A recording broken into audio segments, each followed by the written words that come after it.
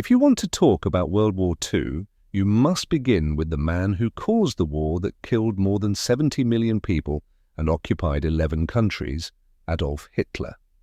In 1889, Adolf Hitler was born in the Austro-Hungarian Empire, in a village near the German border. In 1913, after being rejected by the Vienna Academy of Fine Arts and having his dreams of becoming a painter shattered, he moved from Vienna to Munich. A year later, World War I broke out and Hitler joined the German army. He was stationed on the front lines in Belgium and received 2 medals for bravery during the war. While recovering in a hospital in Berlin after being wounded in the war, Germany surrendered and signed the Treaty of Versailles. This treaty imposed reparations on Germany, reduced its army, and took away its air force. Political parties began to spread in Germany, expressing their rejection of the surrender and the Treaty of Versailles.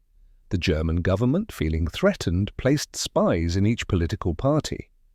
One of these spies was Adolf Hitler. While spying on the Nazi Party, he became impressed with their speeches and decided to join the party the next day, leaving the army to focus on politics.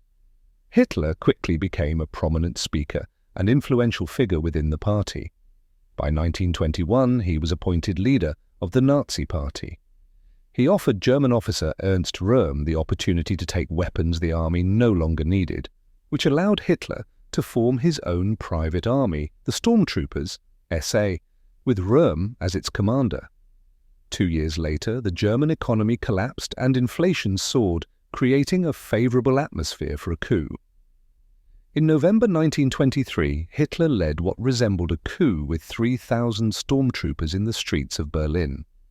Clashes broke out between them and the police, resulting in casualties on both sides.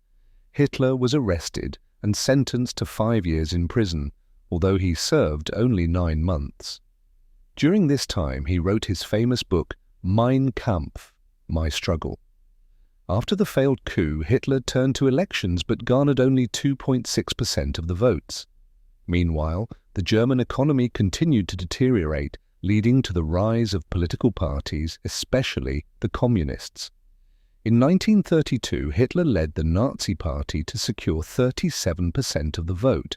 The following year, the German president, worried about the growing popularity of communist parties, appointed Hitler as Chancellor of Germany. Once in power, Hitler established his dictatorship by passing the Enabling Act, which allowed him to pass laws without parliamentary approval. He then dissolved all political parties except for the Nazi Party, solidifying his control over Germany.